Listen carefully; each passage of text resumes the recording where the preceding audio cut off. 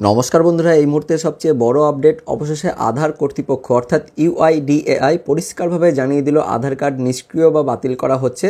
তো আধার কার্ড নিষ্ক্রিয় বা বাতিল কী কারণে করা হচ্ছে, কাদের কাদের আধার কার্ড নিষ্ক্রিয় বা বাতিল করা হচ্ছে, সে সঙ্গে আপনার আধার কার্ড নিষ্ক্রিয় বা বাতিল করা হবে কিনা বিস্তারিত জেনে নেব আজকের এই ভিডিওতে। তবে তার আগে আপনি যে ভিডিওটি দেখতে পাচ্ছেন তার নিচের দিকে সাবস্ক্রাইব বাটনে ক্লিক করে পাশের ঘন্টাটিকে বাজিয়ে অল নোটিফিকেশন অপশনটিকে সিলেক্ট করে দেবেন। ভিডিওটি ইনফরমেটিভ হয়ে থাকলে বা ভালো লেগে থাকলে একটি লাইক করবেন, অনেক শেয়ার করে দেবেন। সেই সঙ্গে আপনি কোন জেলা থেকে এই ভিডিওটি দেখছেন অবশ্যই সেই জেলার নাম ভিডিও কমেন্টে জানিয়ে দেবেন। তো বন্ধুরা, কি কারণে আধার কার্ড নিষ্ক্রিয় বা বাতিল করা হচ্ছে, কাদের কাদের নিষ্ক্রিয় বা বাতিল করা হচ্ছে সেটা আমরা এবার জানবো। নীরবে নিষ্ক্রিয় আধার কার্ড করায় ধোঁয়াশা, বিস্তারিত জানবো কি বলা হয়েছে।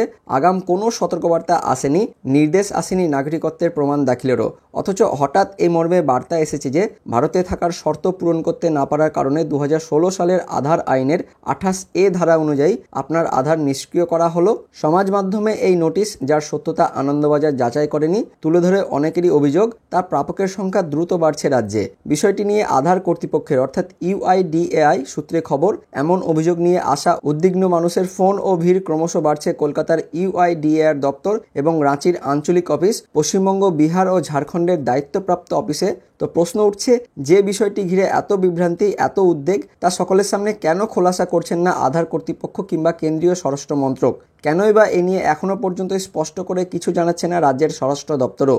তো গোড়ায় এই নোটিশ সমাজ মাধ্যমে ছড়িয়ে পড়ার পরে ওই লেটার হেড ও বয়ানকে প্রাথমিকভাবে ভুয়ো বলে মনে হয়েছিল ইউআইডিএআই সূত্রের, কিন্তু এখন সংশ্লিষ্ট একাধিক পক্ষের সূত্রে ইঙ্গিত ওই নোটিশ পাঠানো হয়েছে আধার কর্তৃপক্ষের তরফ থেকেই। তো বন্ধুরা, দেখতে পাচ্ছেন এই নোটিশ ইউআইডিএআই এর তরফ থেকে কিন্তু পাঠানো হয়েছে। তো কি কারণে বাতিল হচ্ছে সেটা আমরা এবার জানবো।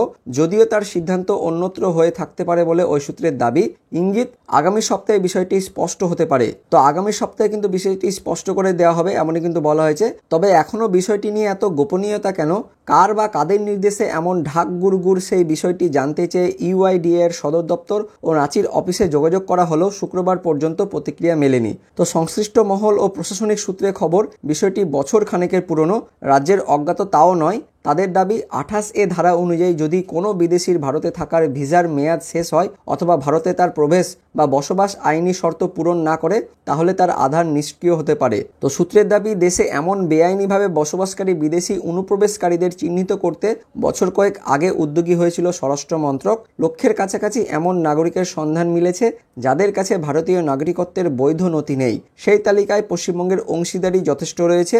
সূত্রের দাবি, সেই কারণেই ওই তালিকাভুক্তদের আধার নিষ্ক্রিয় করতে নির্দেশ দেয় মন্ত্রক। তো গত বছরে রাজ্যের স্বরাষ্ট্র দপ্তরের সঙ্গে নাকি এ নিয়ে বৈঠকও হয়েছিল মন্ত্রকের। সীমান্তবর্তী কয়েকটি জেলায় প্রাথমিকভাবে শিবির করার কথা ছিল, কিন্তু রাজ্যের তরফে কার্যত সাড়া মেলেনি, তাই শিবিরও আর হয়নি।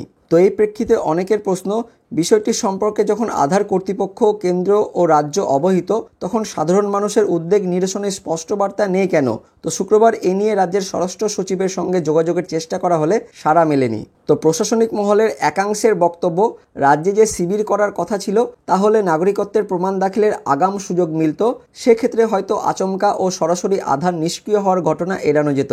কিন্তু প্রশ্ন সেখানেও, সাধারণত ইউআইডিএআই নিয়ম অনুযায়ী স্বরাষ্ট্র মন্ত্রকের আওতাভুক্ত ফরেন রেজিস্ট্রেশন অফিস কারো ভারতীয় নাগরিকত্বের প্রমাণ না থাকার কথা জানালে অভিযুক্তকে সংশ্লিষ্ট আঞ্চলিক অফিসে ডেকে আগে তার নাগরিকত্ব প্রমাণের নথি জমা দিতে বলা হয়। তিনি তা দিতে না পারলে তখন আধার নিষ্ক্রিয় করার প্রশ্ন ওঠে। অভিযোগ, এবার সেই আগাম সুযোগ না দিয়ে সরাসরি এমন নোটিশ পাঠানোয় বিভ্রান্তি বেড়েছে। তো বন্ধুরা, কি কারণে আধার নিষ্ক্রিয় করা হচ্ছে বা বাতিল করা হচ্ছে, কাদের কাদের আধার নিষ্ক্রিয় বা বাতিল করা হচ্ছে এবং আপনার আধার কার্ড নিষ্ক্রিয় বা বাতিল করা হতে পারে কিনা সেটা আমরা এবার জেনে নেব। তো আধার আইনের 28A ধারা অনুসারে যদি কোনো বিদেশির ভারতে থাকার ভিসার মেয়াদ শেষ হয় বা ভারতে তার প্রবেশ অথবা বসবাসের শর্ত পূরণ না করা হয়, তাহলে তার আধার নিষ্ক্রিয় হতে পারে। তো এইটা একটা পয়েন্ট, এটা যদি হয় তাহলে কিন্তু আপনার আধার কার্ড নিষ্ক্রিয় হতে পারে। 2 নম্বর পয়েন্টে বলা হয়েছে, সংশ্লিষ্ট মহলের একাংশের মতে এক্ষেত্রে বেআইনি অনুপ্রবেশকারীদের চিহ্নিত করার প্রক্রিয়ায় আধার নিষ্ক্রিয় হওয়ার নোটিশ প্রাপ্তদের বিদেশি হিসেবে হয়তো ধরা হয়েছিল, যাদের এদেশে বসবাসের সেই শর্ত পূরণ করা নিয়ে প্রশ্ন উঠেছিল। তো আপনি যদি বিদেশি হয়ে থাকেন সেক্ষেত্রে কিন্তু আপনার আধার কার্ড নিষ্ক্রিয় হতে পারে। আর 3 নম্বরে বলা হয়েছে, আবার কেউ ভারতীয় নাগরিকত্বের ভুয়ো পরিচয়পত্র দাখিল করেছিলেন কিনা তাও খতিয়ে দেখা হয়ে থাকতে পারে। তো 3টি পয়েন্টের কথা কিন্তু বলা হয়েছে, 3টি কারণের কথা বলা হয়েছে। এই 3টে কারণ যদি আপনার হয়ে থাকে তাহলে কিন্তু আপনার আধার কার্ড নিষ্ক্রিয় বা বাতিল বাতিল করা হতে পারে। তো কোন কোন এলাকায় এই নিষ্ক্রিয় বা বাতিল হবে, যেগুলো সীমান্তবর্তী এলাকা, বাংলাদেশের সীমান্তবর্তী এলাকা, সে সমস্ত এলাকাতে এই নিষ্ক্রিয় করার কাজ কিন্তু শুরু হয়েছে। তো পরবর্তীকালে আপনাদের ভিডিওতে জানাবো যে কোন কোন জেলায় কিন্তু আপনার আধার কার্ড নিষ্ক্রিয় হতে পারে, সেটা কিন্তু মুখ্যমন্ত্রী মমতা বন্দ্যোপাধ্যায় নিজের মুখে বলে দিয়েছিলেন। তো সেই ভিডিওটি আমরা পরবর্তীকালে আপনাদের দেখাবো। তো এই ভিডিওটি ইনফরমেটিভ হয়ে থাকলে বা ভালো লেগে থাকলে একটা লাইক করবেন, অনেক অনেক শেয়ার করে দেবেন। তো দেখা হচ্ছে পরবর্তী লেটেস্ট আপডেট নিয়ে, ততক্ষণের জন্য বন্দে মাতরম, জয় হিন্দ।